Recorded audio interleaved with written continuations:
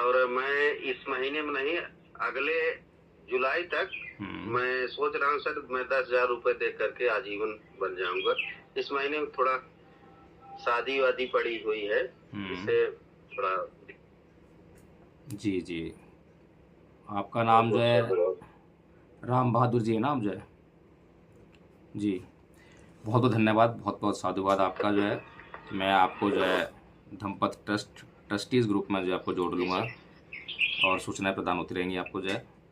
तो और कुछ कहना है क्या? बहुत बहुत साधुवाद। तो प्रिय धम्बंधु, हंसना एक दवा है। जो लोग तनाव में रहते हैं, द्वेष रंजित रहते हैं, घृणा से भरे हुए होते हैं, उनके लिए हंसना एक दवा है। लेकिन हमें ये नहीं भूलना चाहिए कि हंसना जो है समता नहीं है।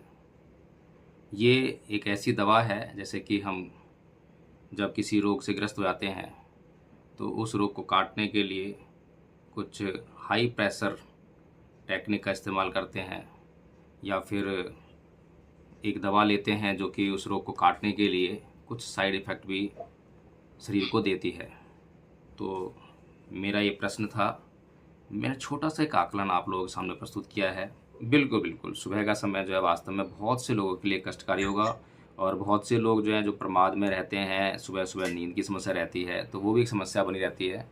तो घबराना नहीं है हमें, हम चाहे कम संख्या में हैं, और ध्यान रखना चाहिए कि कार्ल मार्क्स की मृत्यु के समय केवल 14 अनुयायी थे। हमें ऐसा बनना है, हमें ऐसा सीखना है, ऐसा परिपक्व होना है, और हमें सबको परिपक्व होना है। और इसीलिए हम बार बार जो है पंचशील दोहराते हैं, बार बार आनापान सती के लिए लोगों को आमंत्रित करते हैं, वंदना के लिए आमंत्रित करते हैं। सीखिए, रोज़ सीखिए, और जैसे ही सीख जाएं तुरंत आइए। आपसे गलतियां होंगी, और गलतियां सबसे होती हैं, ऐसा कोई नहीं है जो गलती ना करता हो, चाहे वो देश राज्य हो, चाहे वो मैं हूँ, कोई भी हो, हम सभी गलती करते हैं। गलतियों से कभी ना घबराएं। सबसे पहले वंदना करना और कराना सीखें। जैसे ही आपको वंदना कराना आ जाए, उसमें सिर्फ 3 अंग हैं, नमन, तिसरण और पंचशील। इसको आप याद कर लें, और जैसे ही याद हो जाए तुरंत बताएं कि आज मैं वंदना कराऊंगा। और जैसे ही आप वंदना कराने लगेंगे, 2-4 बार करा लेंगे, तो आप बहुत हैबिचुअल हो जाएंगे, और आपके वंदना कराने का ढंग भी आपका जो है अच्छा हो जाएगा। और कुछ समस्या होंगी तो हम सब मिलकर उनको दूर करने का काम करेंगे।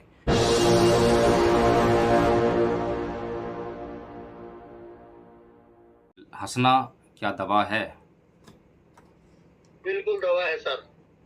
हर रोग के लिए आपका इससे लाभ होता है, क्योंकि जी हमारे अंदर जो है ना, जितने भर भी रोग होते हैं, उनमें 70% कारण जो है टेंशन होता है, और हमारे सोचने की शक्ति, कि हमारे दिमाग की सोच का है। जी, अगर हमारे दिमाग में ये है कि कोई बीमारी नाम की चीज होती नहीं है, तो बीमारी एक्चुअल में नहीं होगी।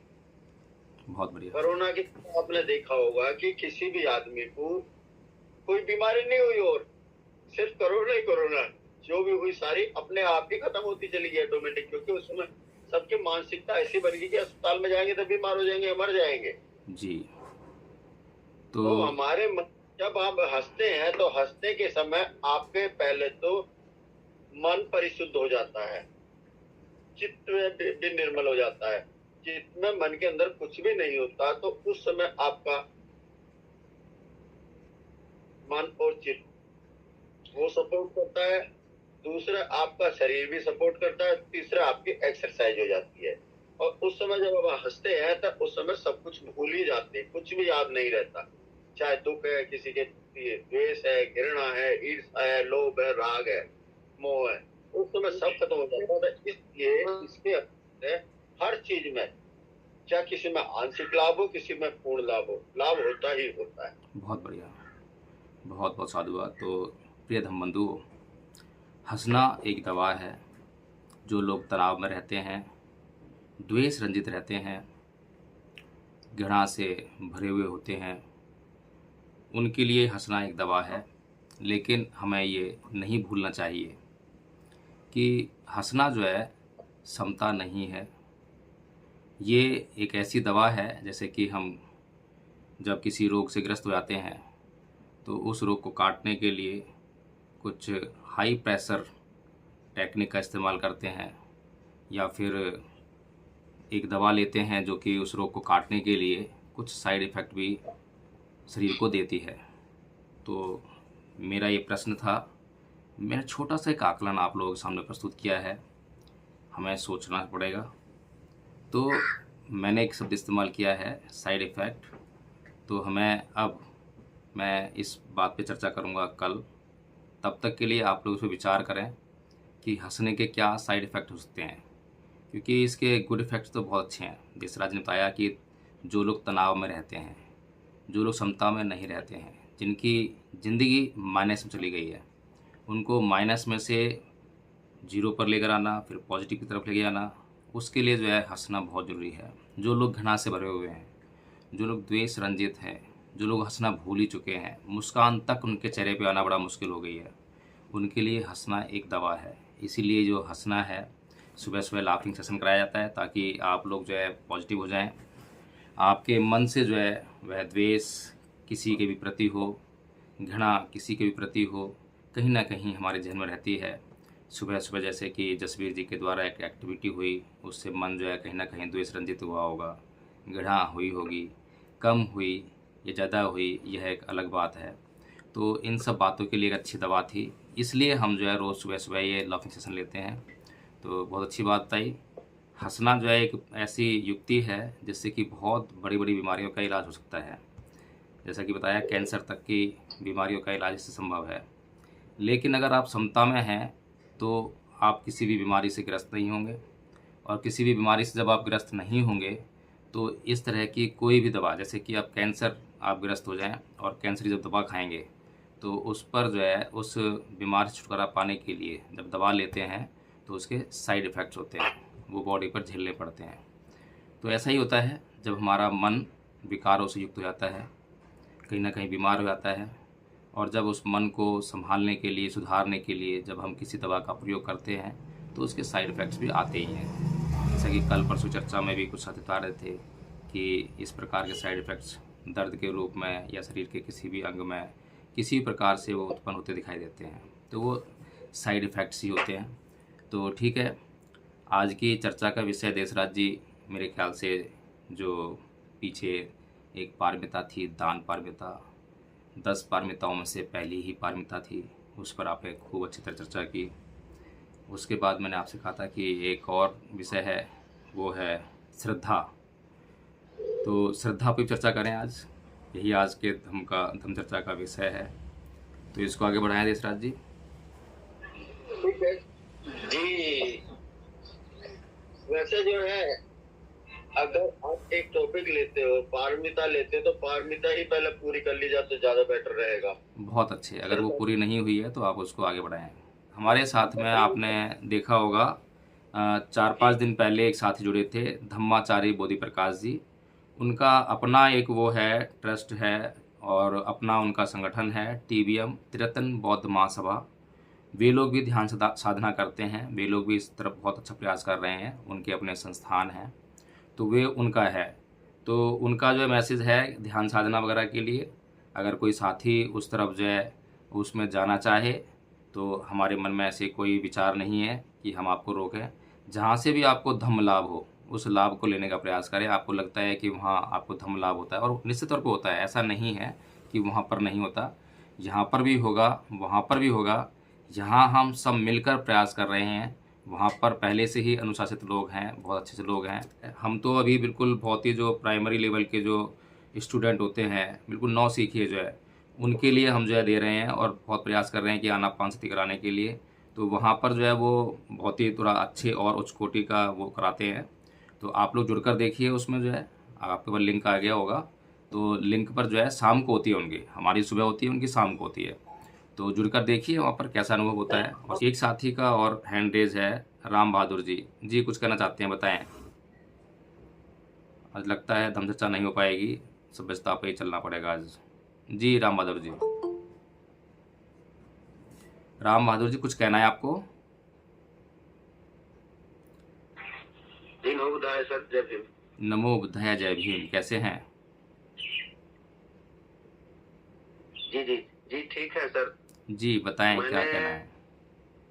और मैं इस महीने में नहीं, अगले जुलाई तक मैं सोच रहा हूँ सर, मैं 10,000 रुपए दे करके आजीवन बन जाऊंगा। इस महीने में थोड़ा शादी वादी पड़ी हुई है, इससे थोड़ा। जी जी, आपका नाम जो है राम बहादुर जी है नाम जो है जी। बहुत बहुत धन्यवाद, बहुत बहुत साधुवाद आपका जो है। मैं आपको जो है धम्पत ट्रस्टीज़ ग्रुप में जो है आपको जोड़ लूँगा और सूचनाएं प्रदान होती रहेंगी आपको जो है। तो और कुछ कहना है क्या? और जो भी बाकी इसमें जुड़े हुए ना, वो सभी है ना, थोड़ा सा ये सोच के चले कि हमारा अपना काम है, सभी मिलकर जो भी जितना भी कर सकते हैं वो प्रचार प्रसार में सहयोग करें और अपने आप को तैयार। बहुत बहुत साधुवाद, बहुत अच्छे। तो चलिए आज का जो है एक काम करते हैं, मैं एक प्रश्न आपसे पूछना चाहता हूँ कि हम में से कितने ऐसे साथी हैं जो ये जो लिंक होता है रोज़ सुबह सुबह का, इसको रोज़ अपने फेसबुक आईडी पर जो है शेयर करते हैं। आज चलो इस पर चर्चा कर लेते हैं, समय हो गया है। कितने साथी हैं जो फेसबुक आईडी पे इसको जो है शेयर करते हैं और उसको प्रकाशित करते हैं कि धम्पत के इस कार्यक्रम से आप जुड़िए। जो लिंक है उसमें सारी चीज़ें मौजूद हैं, जुड़ने का भी है, हमारा कार्यक्रम भी है। तो उसी को वैसा ही वहाँ से कॉपी करके और फेसबुक पेज पर और अपने व्हाट्सएप ग्रुप्स पर वो शेयर करने का काम करते हैं। कम से कम 5 व्हाट्सएप ग्रुप में शेयर कर दें, अपनी एक फेसबुक आईडी पे शेयर कर दें। ऐसा कितने साथी करते हैं बताएं? तो गोपाल जी करते हैं। बहुत बहुत साधुवाद गोपाल जी। और आपने तो वहाँ से जो है कई लोगों को जुड़वाया भी है, कई लोग जुड़े भी हैं, हमने देखा है आप बहुत प्रयास करते हैं। आपको बहुत बहुत साधुवाद जी। बहुत बढ़िया, बहुत अच्छे, बहुत अच्छे। तो ठीक है जी। अब मैंने व्हाट्सएप ग्रुप पर डेली करता हूँ, लेकिन कोई जुड़ नहीं पा रहा है। मैं फेसबुक से ही जुड़ा था और उसको व्हाट्सएप ग्रुप में एक न्यूज ब्रॉडकास्ट के माध्यम से सबको भेजता हूँ। लोग मानते हैं लेकिन अभी कोई जुड़ते नहीं। एक आध 2 दिन रमेश करके जुड़े थे, अभी नहीं जुड़ रहे सर। कोई बात नहीं, हमें परेशान नहीं होना है। 7 बजे है जी, विद्यालय समय सर 7 बजे, इसलिए दिक्कत हो रही सबको। बिल्कुल बिल्कुल, सुबह का समय जो है वास्तव में बहुत से लोगों के लिए कष्टकारी होगा और बहुत से लोग जो हैं जो प्रमाद में रहते हैं, सुबह सुबह नींद की समस्या रहती है, तो वो भी एक समस्या बनी रहती है। तो घबराना नहीं है हमें, हम चाहे कम संख्या में हैं और ध्यान रखना चाहिए कि कार्ल मार्क्स की मृत्यु के समय केवल 14 अनुयायी थे। हमें ऐसा बनना है, हमें ऐसा सीखना है, ऐसा परिपक्व होना है और हमें सबको परिपक्व होना है। और इसीलिए हम बार बार जो है पंचशील दोहराते हैं, बार बार आनापानसति के लिए लोगों को आमंत्रित करते हैं, वंदना के लिए आमंत्रित करते हैं। सीखिए, रोज़ सीखिए और जैसे ही सीख जाएं तुरंत आइए। आपसे गलतियां होंगी और गलतियां सबसे होती हैं, ऐसा कोई नहीं है जो गलती ना करता हो, चाहे वो देशराज जी हों, चाहे वो मैं हूँ, कोई भी हो, हम सभी गलती करते हैं। गलतियों से कभी ना घबराएं। सबसे पहले वंदना करना और कराना सीखें। जैसे ही आपको वंदना कराना आ जाए, उसमें सिर्फ 3 अंग हैं, नमन, तिसरण और पंचशील। इसको आप याद कर लें और जैसे ही याद हो जाए तुरंत बताएं कि आज मैं वंदना कराऊंगा। और जैसे ही आप वंदना कराने लगेंगे, 2-4 बार करा लेंगे तो आप बहुत हैबिचुअल हो जाएंगे और आपके वंदना कराने का ढंग भी आपका जो है अच्छा हो जाएगा। और कुछ समस्या होंगी तो हम सब मिलकर उनको दूर करने का काम करेंगे। फिर उसके बाद आनापानसति को भी देखें कि आनापानसति में क्या करवाना होता है, क्या बातें कहनी होती हैं। 2-4 बातें ही हैं, ज़्यादा बातें नहीं हैं। फिर विपश्यना में क्या कहना होता है उसको भी समझें अच्छी तरह से और करवाएं उसको जो आकर जो है। हम सबको जो है एक एक आदमी को सेना या कहते हैं सैनिक नहीं बनना है, सेनापति बनना है। हमें गांव-गांव और मोहल्ले-मोहल्ले जाकर जो है जहां पर भी संभव हो, जितना हमारे पास समय हो, वहां पर जाकर जो है इन बातों का प्रचार प्रसार करना है। धम्म को बिल्कुल शुद्ध रूप में समझना है और शुद्ध रूप में ही प्रचारित और प्रसारित करना है, बिना राग के, बिना द्वेष के। चलिए आज 3 मिनट फालतू ही हो गए हैं, तो आज की इस धम्म चर्चा को, इस सेशन को हम जो है समापन तरफ लेके जाते हैं। और सर एक विनती है सर जी, एक्चुअल में मैं गांव में धम्म चर्चा की जो बात कर रहा था ना जी, तो हमारे यहाँ के बहुत तांत्रिक चीजें भी चलती है, बहुत सी चीजें चलती है, अच्छी भी है और बुरी भी है। कईयों को मान लीजिए डॉक्टर के पास जाके पीलिया का रोग ठीक नहीं होता, मर भी गए बंदे, कुछ एक बंदे ऐसे कि यहाँ ठीक होते हैं, ठीक है। तो उन्होंने तो बताया कि आपके पास वो कौन सी शक्ति है। मैंने कहा यार ये सारा पाखंडवाद है, ढोंग है। फिर मैंने उनके साथ कई डिबेट किया। मैंने कहा चलो आपके देवते में शक्ति है तो मैं 10 लीटर की पेट्रोल की फेंकता उसके ऊपर आग लगाता, उसमें शक्ति है तो ये बच जाएगा, नहीं है तो मैंने कहा चल जाएगा। फिर वो एकदम हैरान रहेगी। जी, आपका तर्क वास्तव में अकाट्य है, इसका जवाब उनके पास नहीं है। लेकिन अंधकार बहुत गहरा है और यह अंधकार जो है और भी ज़्यादा गहरा गया है। और सबसे बड़ी समस्या है कि अब पढ़े लिखे लोगों के बीच में अंधकार फैल गया है, जिनके पास अपने नए नए तर्क मौजूद हैं। तो सर इसलिए सबसे जो पढ़े लिखे विडम्बना, तो मुझे इस बात की दुख हो रहा है कि जो पढ़े लिखे हैं ना, एक्चुअल में एजुकेटेड सारे बंदे हैं, वो इन चीजों को बड़े ध्यान से ले रहे हैं। मैंने कहा जी यार जी ये सब बेकार की चीजें हैं, आपको बोलो। मैंने कहा सरस्वती ने कितनी डिग्री की है बताओ। जी मेरे तो प्रिंसिपलों से टीचरों से होती है डिस्कशन। ठीक है गोपाल जी, बहुत बहुत साधुवाद आपका, बहुत अच्छी बात है। और कभी भी द्वेष रंजित होकर जो है किसी से बहस ना करें, और बहस तो करें ही ना, बहस करने का विषय नहीं है। सिर्फ हम जो है कोई चाहता है उसको बात करना तो बात करें, और बात करने का मकसद जो है बहस करना नहीं होना चाहिए। बहस करने में एक उद्देश्य होता है कि मैं जीत जाऊँ, मेरी बात ऊपर हो जाए। हमें जो है ज्ञान का आदान प्रदान करना होता है, अपने ज्ञान को दूसरों को देना होता है और दूसरे के ज्ञान को लेना होता है। दोनों के ज्ञान को मिलाकर जो है एक श्रेष्ठ जीवन के लिए हमें जो है दुख मुक्ति के लिए हमें जो आगे बढ़ना होता है। तो जैसा कुछ कह रहे हैं क्या? हाँ जी जी सर, एक कहावत है कि घर की मुर्गी दाल बराबर, और दूसरी है घर का जोगी जोगना आन गाँव का सिद्ध। जी गोपाल जी, आप चाहे जितनी मेहनत कर लें, परंतु वो जो आपकी बात कम मानेंगे। वकील साहब को ले जाओ, डॉक्टर साहब को ले जाओ, बाहर के किसी भी आदमी को ले जा करके आप बात करवाओ, एक छोटी सी होम मीटिंग करवाओ। उसमें ये जरूरी नहीं कि 100 आदमी 50 आदमी, चाहे भले ही 5 आदमी हो, उनसे वार्तालाप कराओ बच्चों से। वो जाकर के समझाएंगे तो लोग बात मान जाएंगे, आपकी नहीं मानेंगे। जी सर बात ठीक है, बात आप बहुत अच्छी है। अगर बाहर के सुनो, ये आए हैं हिमाचल में, इन्होंने देखा है कुछ एक ऐसे बंदे। सर एक बात विनती है सर, कुछ एक बंदे ऐसे आए, उनकी गाड़ी का एक्सीडेंट हो गया, पूरी गाड़ी मर गई। अब उसका जिम्मेदार कौन होगा बताओ? देखिए, ये जो हम बातें कर रहे हैं, ये बातें एक मिनट बोलिए सर, बोलिए, मैं सुन रहा हूँ। गोपाल जी, ऐसा है कि अभी है ना कई चीजें हैं, अभी आप स्वयं से भी अभी क्लियर नहीं है। और पहले आप है ना, मैं ये चाहता हूँ कि पहले 1-2 आप मेडिटेशन विपश्यना के शिविर कर ले, आप वहां से थोड़ा सा क्लियर हो। अभी कई जगह थोड़े से जाले हैं, उन जालों को थोड़ा सा हटेंगे तो आप आपकी जो खुद का अनुभव से जो समझ डेवलप होगी ना, वो बहुत हमारे कहने सुनने में और कोई किसी के समझाने में बहुत फर्क होता है। तो अनुभव के आधार पर जो आप जानेंगे ना, वो आप बेहतर दे पाएंगे। जी तो बहुत बढ़िया बात कही डॉक्टर साहब, बहुत बढ़िया बात की। उसको इस शिविर के माध्यम से कोई काम रखा जाए, हाँ, तो उनको जल्दी समझ में आएगा।